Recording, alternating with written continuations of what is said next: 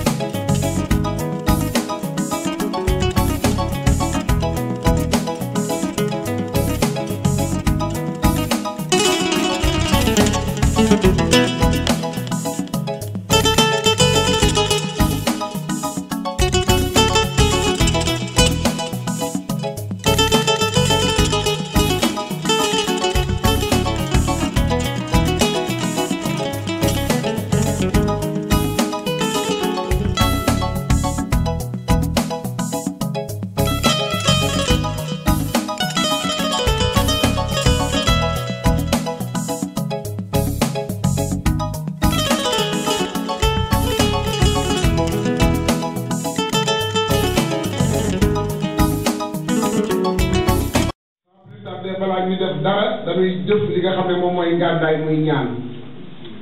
dañuy jox jëwriñ Mamour Ndiaye mu def ñaan ñu ubbi jotaay bi ñaan tàmbali ko ci bismillahi rahmaani rahim yeggal ci alhamdulillahi rabbil alamin sëñ Mamour Ka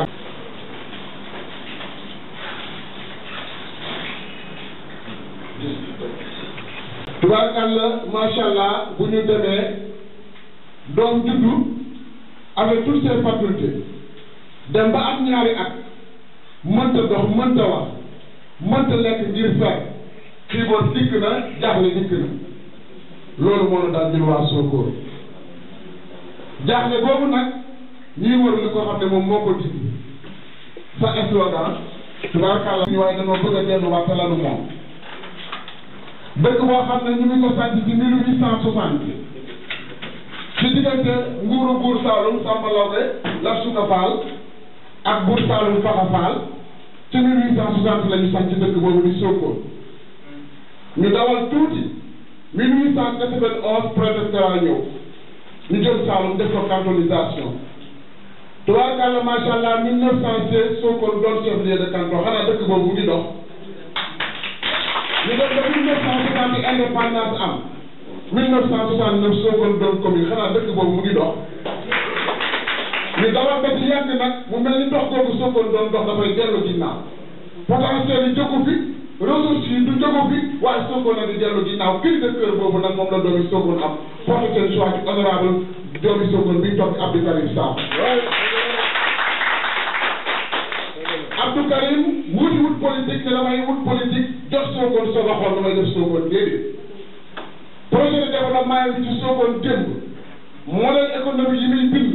lettre ouverte yi muy bind di ko joxe ñu mel ni dañoo gumba tax lu moo waral jóg taxawaay bii soo ko gisandoor ko mu gisandoor ko ñëw def yitte nag ci li nga xam ne moom mooy lii nga bëgg muy développer Sénégal te bu ñu delloo ci sa slogan yow da nga dellu ne kenn ku ci nekk na développer commune am réew mi soog a développer muy nag loo xam ne dafa dëppoo suñu gis-gis moo waral tey teewaay bi Sokone yëpp a ngi nii.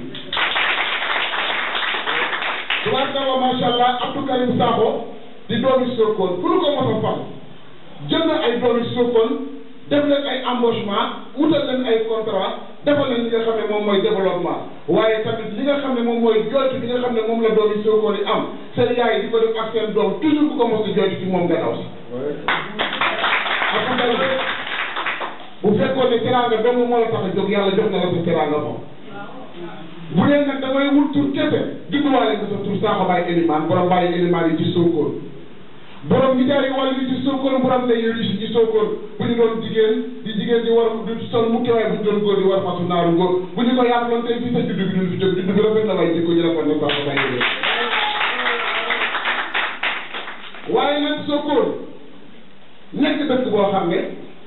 bi nu gisee commune dikk ba léegi maire yi ñu ko jox amuñu li ñu bëgg waaye nga taxaw rek jël ne man damay def yitte nit bu nu koy wax yitte moo tax Abdou Karim bu nu tàppee tey jii Google ci personnalité yi nga xam ne ñoo juddoo Sokone sa tur yi dëgg génn lañ bokk kon yow teraanga jox la Sakho Baye Elimane waaye bugaan nii nag ñëpp gis ko gis engagement yam ngeen bokk ci taxawaay boobu nag ngay ma sax de bu da ngeen bokk taxawaay boobu loolu nga xam ne am na teraanga boppam waaye tubaarkalla Serigne Mbacke soxna loolu defal ko ci yitte ndax ku ne gis na la Serigne Mbacke soxna loolu sangam ba na mu doon taxawoo nit na mu fonkee woon bokkam na mu yaatale Touba ga mu bokk waaye na mu demee nag tey gën koo defal tubaarkalla macha allah nit ku ne da ngay am modèle da ngay am référence. kum fanaan ak ku bëriwul ko ko wéetal da ngeen buntu bi du leen boole yow li nga gis nañu ko ñun bugaan lañu gëm sa bopp xam sa bopp waaye nag ndokk ba nga xam ne xëccoo da nga waxtaan ak sa askan ba pare lii moo ñu andi tey ci Bougane Gueye waaye nag tubaarkàlla ñu ngi ñaan suñu ànd bii une première rencontre bu mel nii ñun day dox kan la waaye une première rencontre mobilisation bu mel nii te Sokone nag nekk ville multiple quoi boo gisee modèle bi ma la gis ak ànd ak fu ne nit jógee na fa immigré ci Sokone sañ ba tey am fa njaboot ba tey moo tax ma ne la Sokone mooy Sénégal waaye tey bu ñu ñëwee lu nekk ñaari Sokone su ñëwee Dakar bëggoon nañu bu ñu ñëwee Dakar mu nekk développement modèle économique bi Sokone waroon a am démb ak modèle culturel moom la ñuy jëlee Sokone di ko andi Dakar waaye doo fi nekk Sokone day jëlee Dakar di yóbbu Sokone danoo bëgg développement boobu la ñu bëgg tubaarkàlla macha allah nga xam ne sunu ànd bii ànd mukke la tërëf du bari li ñu mënoon a wax nag bari na waaye jotaay bi dafa xat te xam nañu ne yaa ngi war a dem ci yeneen rencontre te ku ñëpp soxla tubaarkàlla macha allah boo ko jegee te ndap da ngay yor sa loxo ñu ngi kontaan bu baax président Abdou Karim kontaan nañu. dëgg la soo ko ne ngi lay gërëm ñu ngi lay sant ak sama awal bi fa ñu ngi àndal ak force de mobilisation ñu ngi àndal gàtt na loolu mais loolu wóorute yi ñu am ci suñu mag Abdou Karim Sakho madame Faye si coordonnateur du mouvement Abdou Karim Sakho mouvement boo xam ne la pour def prière de présentation depuis 2012 la bien depuis 2014 avant les élections communales yi passé vraiment ci le mouvement bi juddu nekk un mouvement boo xam ne sosu nous sommes des militants de l'APR yàlla def ñu bañkat parce que ci parti bi nekkoon moom bañkat la taw mosul nangu yenn yoo xam ne farfelu yi ñu doon def ou bien li ñu doon dundee ci biir parti bi moom moo su ko accepté parce que nit koo xam ne la ko gëm boppam loolu moo waroon ba bi ñu demee ñun ci élection communale yi 2014 ñu mettre ko à l'écart mettre ñu à l'écart mais ñun ñu jóg taxaw demal suñu bopp sans la paix tey mun naa la ne la actuel maire bi nekk Sokone ñun ñoo tax mu nekk maire mu nekk un maire de l'opposition parce que li ko waral ñun on était dans la paix mais joxuñu moom suñu dëkk on était obligé wala leneen bu dul ñun nag ngay def foofu la mouvement bi judd parce que ñun kenn du jël pour def ko suñu parti non alors ci loolu lay cheminer di dem vraiment on a tout fait nag pour le président on a tout fait en tant que militant de la paix de président mais pour la ñu vaale ñu joxuñu gën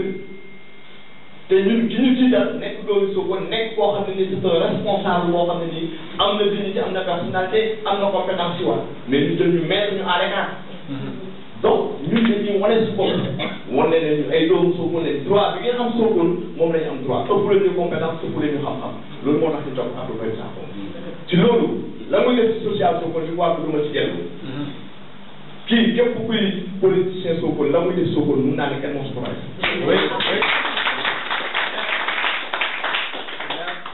man je suis un fonctionnaire de l'État donc du ma ko tàgg mais doomu Sokone yu bari tey ñu ngi yor seen kër Abdou Karim mii moo tax ëpp na 100 jours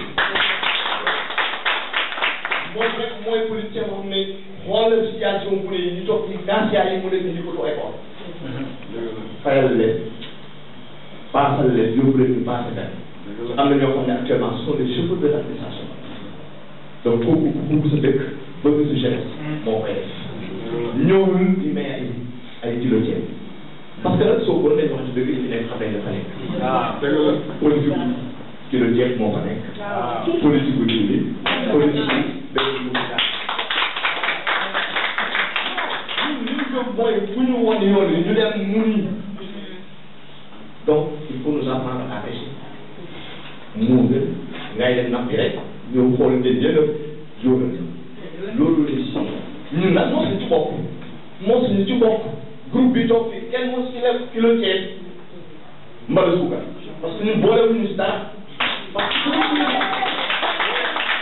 dañu nekk dans une partie nekk ay baykat parce que dañoo gëm suñu bopp nekk ko ci ñuy jëndee loolu moo tax vraiment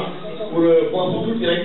ci le comportement de ce mouvement c'est un mouvement citoyen mouvement bu gëm sa bopp la parce que ni ñuy defee suñu démarche politique moom moo nekk ci dans le mouvement gëm sa bopp nit bi da ngay gëm sa bopp doo war nangu ku la jënd parce que dañ lay jëndee alal la donc ñun dañuy conscientiser la population peut-être nag au Sénégal quand tu es boo nekkee politicien boo xam ne da ngay wax dëgg yow moom xamal na doo ma sa bopp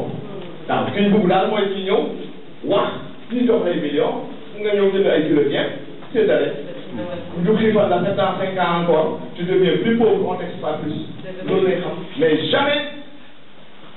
ñu teg des projets yoo xam ne nit ñi dinañ jiitu donc loolu moo waral ce mouvement muy mouvement de jeunes donc monsieur le président ñu ngi lay gërëm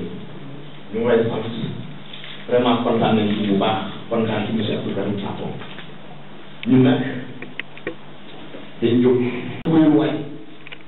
ñàkk doole moo ñu ko xëy ak xeex bi nga xam ne moom la ñu fi nekkoon xeex ne rek dëgg lañ taxaw wéeru ci sa gannaaw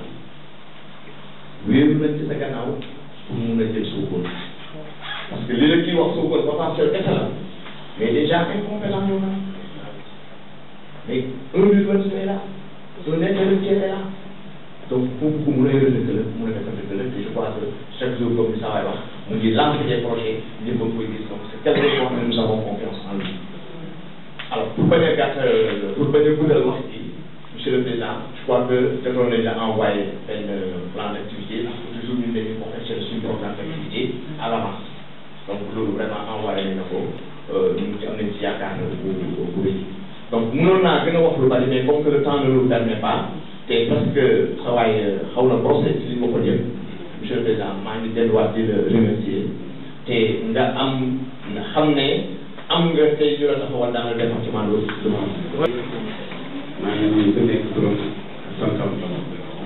di rafetlu bu baax a baax dëgg yàlla di kàddu yi jot a daaneel di nuyuwaat députation bi di Abdou Karim Sakho pour ngeen fàttali ko ko.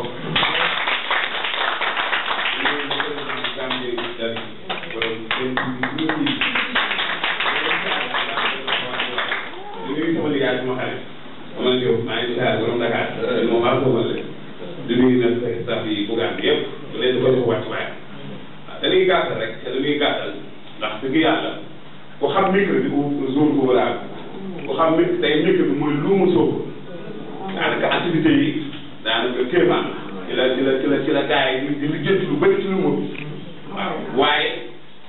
Abdou ñoom bu mu leen ñoom ak Abdou fu leen féetee moo tax ñu bàyyi kër yi bàyyi soxla yi bàyyi liggéey yi bàyyi itte yi ñoo kuy Abdou Karim Sakho bu mu ñëw ci baax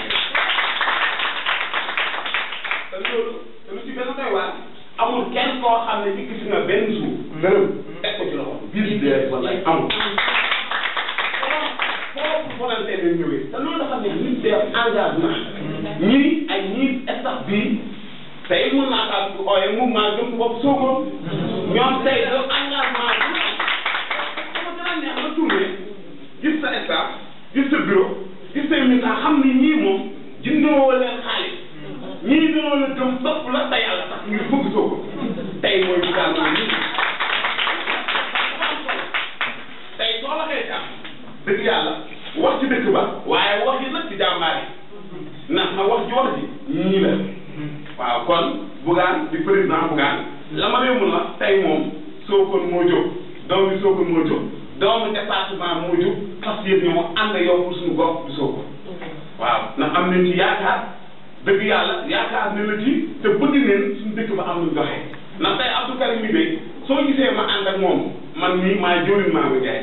nekk représentant suñu benn ci département bi nekk représentant commission Kër Sëñ Touba bi ñun duñ taxaw fenn ñun ku ñu xam ñun xam ni si dëgg ne ñu xam ñun ku nekk Sokone nag Sokone ay cadre dafa ne Sokone ay ministre dafa ne Sokone ay ay député noo fa yeewoo kon Sokone du dëkk bu ndaw mais su rombee ñooñu ñëpp ànd ak Abdou ndax Abdou daa gëm Abdou daa jël ay ndaw Abdou daa jël ay ndaw Abdou fu sama ànd ak Abdou bu xaalis dara maanaam gëm boobu jël ay ndaw ñoo xam ne ci sama mbooloo leen bokk ñoo xam ne seen kër suñu añoo du ñu reer ñoo xam ne dañoo amoon ay torof Abdou Diop utal leen liggéey ñuy fay ay salaire de 200 000 300 000 di ko yóbbu seen kër yi diri ceeb génne seen compte bancaire génne seen permis génne seen passeport si Abdou Karim sax ñu amee kon kii ku ànd ak moom kon gëmoo sa bopp que gëm boppam dégg mu jóg mu Sokone dama ñor doomu Sokone dama ñor naa Abdou soo neexee nga wax sa programme rek mais da nga am bilan Abdou dafa am bilan moom mooy le seul leader bu am bilan biir Sokone ndax man moom damay ci digg bi laa jaar waaw moom dañ digg bi laa jaar ñun xamuñu nii waaw ñun su la ñàpp ci maanaam dañu naan ñàpp la mu tooy waaw te incha allah nag président Bougane xam nga lu bëgg ngay jàpp nu téye nu dimbali nu jàppale nu ñu jël commune bi jox ko Abdou Karim Sall maa ngi sant suñu sëriñ sëriñ Abdou Mbacke ñi nag ñëpp di nuyu suñu monsieur le président nag ñu tey nuyu suñu liggéey nuyu suñu yaay wax ji nag bi ma ko doon dama koy gàttal rek pour mu leer ci bët nit ñi comme ñun moom am na lu ñuy raayate Bougane ndax monsieur Abdou Karim Sakho 2014 la ñu woo fekk na ñu ngi toog jàng nañu mais amuñ dara ci woo ñu ñëw ba muy ñëw dafa ñëw teraangaam woo ñu ñëw leen liggéey dafa ñëw ak teraangaam mais ñëw leen ma jox leen permis de conduire ñu ànd jàppoo defal Sokone mu ñëw jox ñu permis de conduire ñu jàppale moom ànd ak moom di liggéey yàlla def ka fa nekkoon joxu ko ci réew mu dem feneen jàppale ko ba yàlla def kooku doon tey mairie Sokone bi ba ñëpp a koy naw tey mu doon koo xam dafa gëm boppam bëggul bu ko def ndax am na teraanga mënoon na ko teg mais defu ko dane foog ma jàppale si Sokone ci la ñëw ñu noonu ko mu doon coordinateur PNL moo ko téewoon ci la jël presque plus de 50 présidents dugal leen ko ñi waa Sokone la Sokone ñi fa nekk ëpp na plus de 20 actuellement mais actuellement amul kenn koo xam ne mu ngi ànd ak moom te ma nit nag ni dagaalum na jàppee lu tax ñu dem ñun ñoo ko xam kooku seen diggante moo ko Abdou Karim wax diggante seen diggante yàlla mais man du ma daw du ma arrêté du ma lax ndax xaw moom banque bu mag moom moo ma ko xamal te ma téye dem ba gisi di dugal sama carte kam di génne sama xaar yóbbu sama yaa waajur moo ko waral tey su ma duggee ci oto mu doon daal romb ay policier ñu laaj ma joxe permis moom moo ko waral te noonu la ko defal sama yeneen morom mais ku nekk fu la yàlla jaarale seen mbir moom nag si moom la ko yàlla jaarale ñu ngi koy sant di ko gërëm te di ko ñaanal yàlla li mu sumb nii yal na ko ci yàlla defal ndam mais mu sumb nii jëm si yoon bi yal na ko yàlla defal taw bi yal na yàlla defal taw bi yal na yàlla defal saaba bi waaw. maa ngi leen di nekk ci sant waaye di dem ñëw rek ko nekk suñu leader tonton Abdou Karim Sakho ak suñu bëri ci liggéey tonton Bougane man nag li ma si wax rek bëriwul ndax jigéen ñi laa si ñëw di wax ne tonton Bougane dañoo bëgg nga jàppal ñu suñu leader bi parce que ni ko gars yi waxee rek loolu moom moo am parce que tey suñu demee ba dem am ci rek yàlla ak tonton bii la parce que ñun dañoo fekkoon ñu nekk si lëndëm mu génne ñu dugal ñu si leer mu jàppale suñuy mag suñuy rakk suñuy am di jàmm macha allah ba dama nekkoon koo xam ne fu lëndëm la moom bi moo ko génnee macha allah ma koy ñaanal gudd fan ak wér li mu sumb nii yàlla si am ndam si barke Cheikh Tidiane ko pale si barke Cheikh Tidiane si barke Seydina Muhammad di gërëm mouvement bi yëpp comme ni ko waxee nañ leen gëm suñu bopp am fulla ak fayda moom moo ñuy jëmale kanam suñ ko defee rek gëm naa ne incha allah dinañ dem te kenn duñu téye bul ci benn yoon di nga dem incha allah. mbooloo mi maa ngi leen di nuyu di leen ziar. kilifa yi maa ngi leen di nuyu di leen ziar. président Bougane président Abdou Karim. xamoon naa ne di ngeen daje. parce que da ngeen bokk jikko. bokk gëm-gëm. bokk fi ngeen jëm. bettu ma yow yàgg naa la suivi. man je suis militaire. xaw ma tapale xaw ma jaaxal. kii defaluma daal. bëgg-bëggam ci Sokone. ni mu jàppalee doomu Sokone. man ndax ma waroon ma def ko. j'ai pas les possibilités et les moyens moom da koy def. yéen a bokk gëm bokk gis bokk jëmukaay yal na leen yàlla jàpp lu ci waay di ñëwtu yal na ko yàlla yombal. je serai le combattant de Gëm Sa Bopp et je serai le défenseur de Gëm Sa Bopp. asalaamaaleykum. donc ñëpp président ak ñu mu àndal man Boubacar Seye ak cette délégation madame Selbé docteur Diallo madame Thiam di leen dalal monsieur Sakho ak monsieur Fall di am mbégte nag di am mbégte bu rëy bi ma déggee sànq Sakho parce que bés ci démb rek ànd naa maag Bougane ci guddi ñu dem seeti Serigne Habib ci Ngaparou kon tey damay wax ni tey sant yàlla gëm sa bopp nag mbootaay bi tey dafa am lu mu wane lu may wax Bougane ñu war a sant yàlla parce que bi ñu koy samp en 2018 ci waxtaan lii lañ doon ñaan yàlla mu am ce déclic là cette révolution socio-culturelle nit ñi xam ni kat suñu gëmul suñu bopp duñu mën a demal suñu bopp te am na lu bëri loo leen wax seen leader bi tey ñu jàpp di xeex bañ doon réunir pratiquement bi ñuy commencé ci bureau lañ nekkoon tey mbooloo di jóg fu nekk ci àddina ñëw ñu fekk si kon tey damay wax ni yokkute am na gëm sa bopp nag tey je crois que damay wax ni tout le Sénégal doit vibrer au rythme de gëm sa bopp parce que suñu gëm suñu bopp lu ñu mën a teg suñu xamul suñu bopp lu ñu mën a gëm suñu bopp pour mën a ànd tabax Sénégal te gëm sa bopp wanewul lu dul potentiel bi ku nekk war a ab sa bopp pour que ensemble ñu diagnostiquer les véritables problèmes ànd tabax ñëw leen ñu ànd tabax Sénégal xam nga loolu neex naa dëkk moo tax may félicité Bougane sur cette vision prospective parce que dafa am benn borom xam-xam bu ne ku nekk am na luy nelaw ci yow suñ ko yeewee mu mën a jàng loolu la gëm sa bopp woote il faut que tey mu am cette prise de conscience là te moom ngeen wane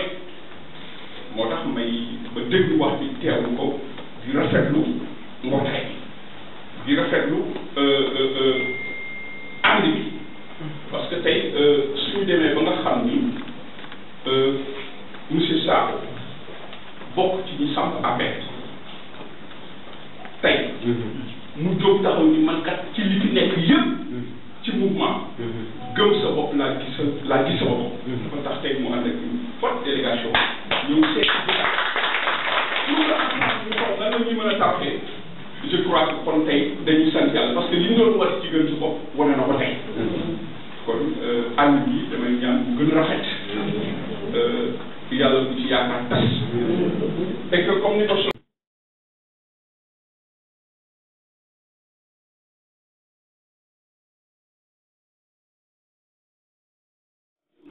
positive kenn ku nekk ci ñun am na une part de responsabilité kon tey je crois que suñu àndee war nañoo mën a sori war nañoo mën a tabaxaat parce que tey il faut reconstruire il faut déconstruire reconstruire loolu la gëm sa bopp woote parce que suñu waxantee dëgg rek fii góob yi bëri na alors ensemble war nañu mën a diagnostiquer les questions de l'heure diagnostiquer yenn problématique tey moo fi nekk pour que ñu ànd tabax vision boobu la gëm sa bopp woote vision boobu la buggaan woote mu nekk aussi ku jar a jàpp ku neex a jàppale parce que ni ñuy identifier Bougane moi j'en suis très fier boo nee Bougane rek ñu ne la li muy def ci doomu aadama yi mu nekk ku am jom mu nekk ku am fulla ku xam li mu bëgg Bougane mënoon nañu toog dans sa petite zone de confort na kat lu ma yàlla may na ma teraanga mënul naa faa toog mais li tax ma ni dafa jar jàpp moo tax dama ni Sénégal suñu xamoon Bougane man wax naa ko keroog bi ma génne prison dama ni su ma doon joxe nguur boobu daa koy jox kenn boole man moom mu ngi koy rappelé léegi docteur ci biir salle 2018 la ma woo ma jël sama téléphone mu ne ma jël lii laay sàpp loolu ci xalaat loolu bëri ñu koy Sénégal ñuy ànd di tukki daanañu jógee yenn dëkk di dox dañuy jógee Paris dem Lyon jógee Lyon ñibbi si waat ci guddi gi dinañ toog journée bi yëpp ñu lekk jógee Milan dem fii dañuy toog ci dañuy nelaw ci oto bi kooku ku gëmul Sénégal dugg Sénégal du war benn nattu la am moom dama koy xool ba chaque ba yërëm bëgg Sénégal su découragé sax ay dox ba chaque boo xam ne moo am problème nga xalaat ci lii moo tax ma ni kii ku jar jàppale moo tax yéen li ngeen def nii tey dafa mel ni man ngeen ko defal que Sénégal xam bu am ngay mooy kan te bis bu ñu yàlla dimbalee ba ñu ñëpp li ñuy bëbët yàlla jàppaleen ci je crois que gëm nañ ni Sénégal war nañ ko mën a diriger autrement parce que lui il symbolise aujourd'hui ce qu'on appelle cette relecture des perspectives bugaan may nit ci bopp et aujourd'hui il faut de nouvelles perspectives waxuma la sax africaine sénégalaise mais panafricaine pour faire face au défi de la mondialisation te moom mi il l'incarne je ne le dis pas pour ses plaisirs pour lui faire plaisir mais la ma gëm laa wax te xam naa ne soo leen gëm loolu loolu bu ñëw parce que fi ngeen mën a dem bëri na kon nag ensemble je crois que avec moom mii nii ñun ñëpp war nañoo mën a tabax Sénégal te loolu nag daf na ko pour ñun wax naa ko léegi gëm nga xëy na ñu bokkatuñu mais dëkk bi toll na foo xam ni tey il faut cette vision prospective altruiste et humanitaire pour les générations à venir moom xalaatu boppam yeneen ñi la xalaat moo tax lii ñuy fekk kon ma leen di sant di leen gërëm bañ a guddal wax bi di la féliciter et comme ni ngeen ko waxee rek je crois que moom mi tamit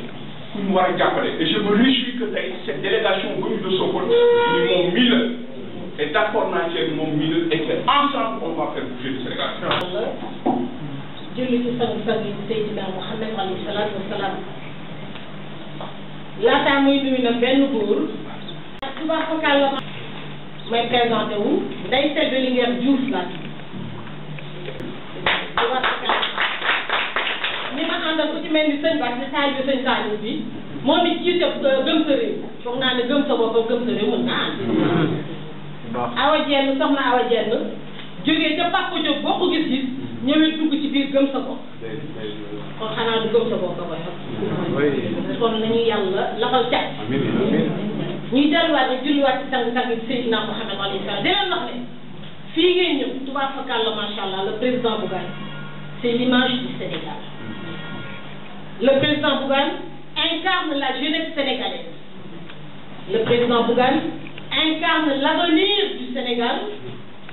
Entre le président Bougane et le peuple sénégalais, c'est un pacte de confiance. di leen wax ne nag xel dina gën a dal ci ñun waaye na xel gën a dal ci yéen ba nga xam ne ki ngeen àndal indi ko fii tey jii gëm boppam la ndax daa gëm Sokone te ku gëm Sokone ni ko waa ji baax ji waxee Sokone ak Sénégal te gëm na Sokone ñëw fekk si gëm sa bopp kon dañuy àndandoo daal di gëm Sénégal ñaan ci yàlla nag commencé ko nag ci fii nga xamante ni mooy ci élection locale yi daal de am nag ay communes yu bëri yoo xam ne gëm sa bopp koy jël ci kàttanu suñu borom ak ci barke Seydina Mouhamed alayhi salaatu wa salaam bu ko defee nag fu ñuy jëm waxuma législative de mais fu ñuy jëmi ci kàttanu suñu borom muy 2024 dana daal de yow ndax attaque am tey la lan tey la 23 juin 2011 ñuy xeex ndax dañu amoon lu ñu metti amoon yaakaar ci kenn jéego dénk ko réew 2011 ak 2021 bii ñuy dund métti ak naqar tey ci 23 juin ñuy def anniversaire bi président Bougane dajale askanu Sénégal ndax Sokone ay askanu Sénégal recevoir leen kon dama am lu ñu maa ngi nuyu ku nekk si turam ak santam bi ma julee Fajar la ma jëli ma média wala du nuyu Kaolack ñu ngi 10 matin donc la ma ne 4 heures du matin ba léegi seen petit mu def donc ma leen ci balu ak waaye nag lu nekk ku nekk la ko jaral xam naa ne vraiment sax ngeen moo loo xam ne lii man toujours damay ñaan rek yàlla ni ma kattan boo xam ne dinaa mun a daal ko su loolu weesoo may remercier le président Bougane Gueye ak son staff ndeysaan bi su ma juumul am na fi xamante ci Maroc sama collègue Soleil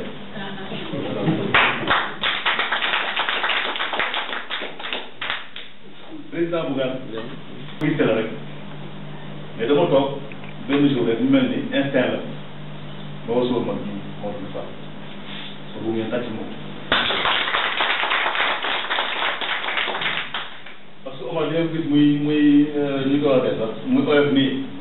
ci journal bi gën a mag Sénégal ko parce que seen rajo bi ci woon ak journal bi ñu koy wax groupe Sud FM c'est le premier groupe d'opposition fii au Sénégal muy médiatisé moom moo nekkoon directeur général Sud FM donc du ko tuuti mu wax ko mu ne bul quitté loolu président Bougane donc soog daan dafa ko expliqué ko après ñàkkul Bougane aussi am lu dégg ci man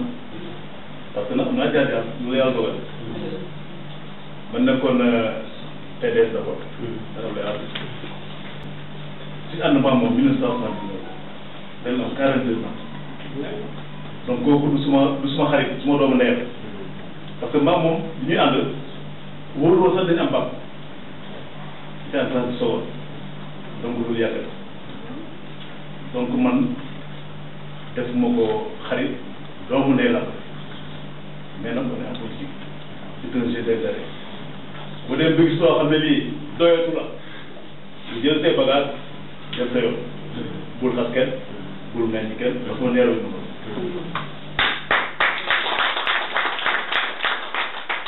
dafa am importance parenthèse la woon pour wëññeeku ci Omar Diouf Fall ba mu woowee Bougane mu ne ko teel a altine seet la ba c'est talaata àllarba à 13h je vous reçois n'est-ce pas Omar ñu ñëw Bougane recevoir ñu ñu waxtaanee mu 30 minutes ci lañ commencé déroulé lii ma ñëw Sokone waxtaan ak yéen parce que tey lu ma mun fu ma yegg yàlla ak yéen moo tax mbir bala ma ci dugg naa ñu waxtaan tey yéen bu ngeen mën ne avancé ma avancé bu ngeen mën ne taxawal ma taxaw bu ngeen mën ne bàyyi ko parce que loolu yàlla bindee man j'ai la démocratie dans les eaux parce qu'il a dit donc yéen aw ma seen pay ñun waa Sokone aw ma seen pay man nag engagement bi am Sokone fan naa ne man maa koy wax waa Sokone ñoo koy wax parce que dëkk boo ko juddoo yaroo fa jàngee fa te juddoo fa te baay juddoo fa te maam juddoo fa man xamoo fenn Sokone laa xam moo tax lépp loo am ci kaw suuf Sokone laa ko yóbbu moo commencé def politique ndax Macky Sall au PDS jàppale ko nekk ministre nekk conseil du président d'abord nekk ministre de l'intérieur nekk premier ministre président de l'Assemblée nationale par le parti d'opposition def affaire lépp ñu am mu nekk président de la République élection 2019 yi seen taxawaay Sénégal ñu dugg ñu boot bi ñu da ngeen taxaw rek ndax takkaayu président jógee ko tëggul dëkk ba ñu gën si ñu taxaw waaw ma jël ma teg ma ci xel bi keroog neexoon na ñaari bu ko feew keroog foo jaar ngay jooy parce que dañ ma boddi woon ñu tekkiwul dara dañ ma boole si dara te ne ko doon wax ñu ne maa di ngeen tekki fu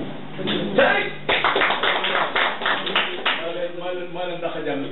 maa leen ëpp fit ëpp leen jaar-jaar ëpp leen yi waay gën leen yi waajur te gën ko aussi gën ma di donc xam ne ay yëpp tappale la ñuy def mais yàlla nelawul lii nii mbiru yàlla dinañ def ci kanam yàlla dina atte li nga mën a xamal daal mooy ñun aussi gëm sa bopp lañ fekk si way gëm sa bopp buñ àndee incha allah on va prendre la commune de Sokone incha allah je peux le dire solennellement devant Sokone ñu may dégg xam ne li may wax xam ne waxu jaaxal xam ne fa ma jëm parce que man je suis un fonceur xam nañ ko te ñi ma àndal nekkul ñoo xam ne ñi dañu reculer oui bu yeggee bi te yàlla ñoom la oui suñ ko moo doon fukki nit mais tey bu ñu nee ba koñ moo dugg Sokone am fa cellule mais dañ ko liggéey ensuite ñu jaar boo xam ne bii nii gars yi ñu xam si njub ak ngor ak doylu c'est très important donc c'est des valeurs yoo xam ne loolu la war a jàngal suñu doom parce que loolu mooy yor doomu aadama donc président Bougane jàppal na dossier gi tey taal nañ ci moom loxo bi ñoo tàllal ñu ngi ñaan mu dem bi 2024 ñu ànd ak débat moom nag mu ànd ak nit yi taxaw di ko gañ moo ko def parce que li ma wax rek président dañoo jaar muy koo xam ne kii liggéey na Sénégal mais man doyu ma su ma doy damay toog mais comme doyu ma nag dama ci suma bëgg a def suma ak suma beneen projet boo xam ne gëm naa ne kii ma àndal projet bu ñu ko déroulé Sénégal da gën a jëm sa kanam donc daal pour bañ a gën a jàngal jotaay bi maa ngi gërëm jigéen ñi nga xam ne aussi naa ci ràññee ñaari jigéen muy ñoo xam ne ne ko ndey bay muy Ndeye Fatou Sakho ak madame Sakho ak jigéen ñi nga xam ne ñëpp ñu mel ne moo doon mu jëjee soo rëggee ñoo xam ne saa yi mu jógee ñu takkay jóg ànd na di gërëm Aliou Badara sama jàppaat di gërëm waa Sokone yëpp di seen masawu coono leen balu am wasalaam di jox kenn ku nekk ci yéen wàccuwaay di leen nuyu bi gën a sell ci nuyoo yi di beral nuyu Ndeye Fatou ak Maria ci taxawaay bi nga xam ne Abdou Karim seedeel na leen fi ngeen ko féete moo tax ma jiital leen ci nuyoo yooyu di leen sant bu baax tey jégalu parce que xam nañ ne teel ngeen a jugee Sokone sori na ak coono waaye fi mu leen féete moo tax xamu leen lu ngeen koy yàlla mi am fay yàlla leen fayal boppam yéene bi nga xam ne am ngeen ko ci moom di sant bu baax suñu doyen Oumar Youssou Fall waaye di remercier staff bi nga xam ne également ñoom la àndal mu di Bassirou di Lay Selbe docteur Diallo professeur Boubacar Seye madame Thiam ak Aliou Diop ak Justin di sant Abdou Karim man doyen rek laa koy woowee. Pourquoi? Parce que yéene bi suma doyen Oumar Diouf am ba boole bi nu ma waxee loolu parce que man damay gëstu bi ma gëstoo ma gis lu bari loo xam ne weesu na suma frère bi li muy wax léegi naa dugal Google parce que Google am na loo xam ne du la ko wax mais bi ma defee ay gëstu ma xam njariñam ci Sénégal parce que waxi Sokone am na solo waxi Foundiougne am na solo waaye li ñu ëmb ñun ñëpp tax ñoo jóg daa gën a bari njariñ muy Sénégal parce que lépp ci ma xam moom njariñ lu mu def ci Sénégal bari na fi Sénégal tey projet yoo dégg ñu koy wax di ko dérouler conception bi à la base moom mii moo ci kon ma ne doyen Abdou Karim bu xoolee ñi nekk ci langue politique gi yëpp ànd ak Macky Sall depuis 1979 42 ans ci ren xool ñooñu ñëpp jàpp ne Bougane Gueye doon na ci bëri ki nga xam ne tey Bougane Gueye moom dong la am yaakaar ci ki mën a yóbbu Sénégal ci yéene bi mu am moom kon damay sant yàlla sant suñu borom dellu di ko sant moom ci taamu gi nga xam ne taamu na ko pas Bougane gi parce que nit yi Bougane bariwul njariñ waaye xalaat bi su tendre suñu ànd mooy philosophie bi di gëm sa bopp loolu moom moo am njariñ te moom xam na ne gëm sa bopp du slogan comportement te comportement boobu daf ko jëfe wane ko doxee ko ci réew bi wan ma it bi ñu toogee ne lu ma am ci Sénégal Sokone moo ko gën wan ma it ne lu ma am ci Sénégal département bu Foundiougne moo ko gën kon yaakaar naa ne ànd bi nga xam ne tàmbali nañu ñu ngi ñaan suñu borom mu defal ñu ci tawfeex ñu ngi ñaan suñu borom mu tegal ñu ci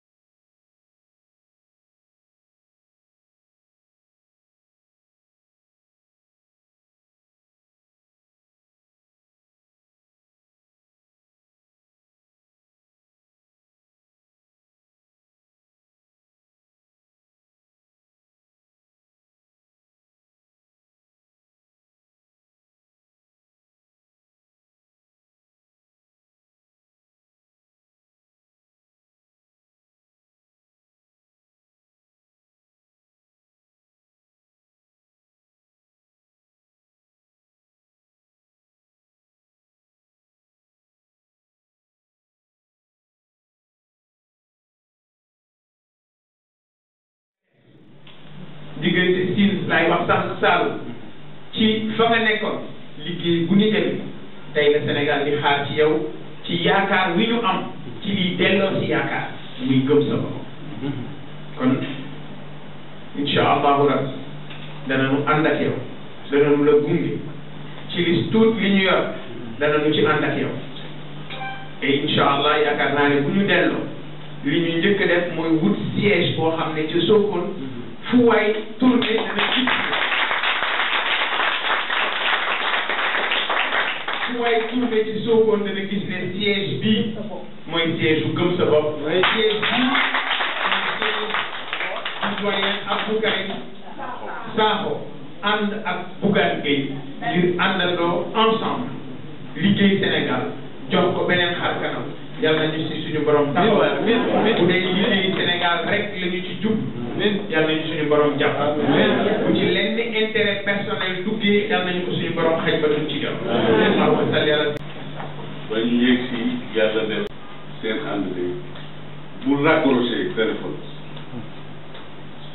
ma woo ko wax ko lundi mu ne ma mardi mercredi ñëw leen ñu ànd loolu moo indi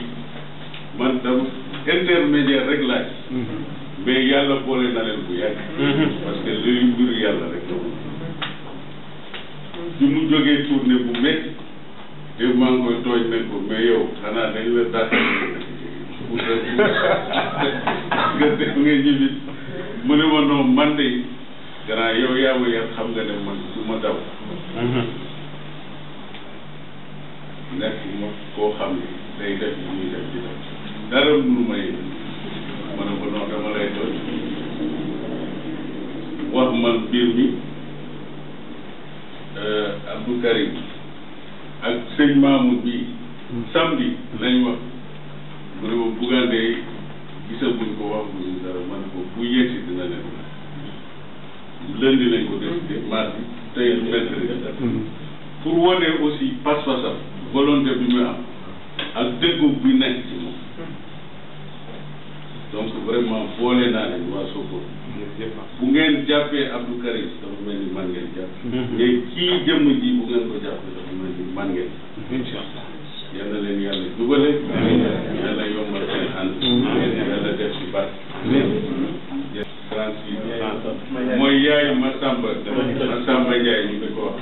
dëgg la maama dafa wàll dëgg la xam nga gërëm bi génnul gaal voilà donc moom waa Sokone nag koo jàppale ne waa seen bopp wax dëgg lii nag moom la leen Sokone TV indiloon Abdou Karim Sakho wan na gannaaw ñi nga xam ne ñoom ñooy parti APR léegi nag gëm sa bopp dégg ngeen ko si kaddu ki nga xam ne moom moo nekk Bougane Gueye Dany nee na ko yow maire bu Sokone nga soxla waaye ñun fiñ la gis waxuma la maire waaye ñun député lañ gis assemblée nationale am nga fa place ndax sa xam-xam mbokk yi ki àndoon ak yéen Makayre Ndiaye si Sokone TV ñu ngi leen di sant di leen di gërëm waaye nag di leen di jox dig daje samedi le 3 juillet anniversaire yi Sokone TV foofa sa Sokone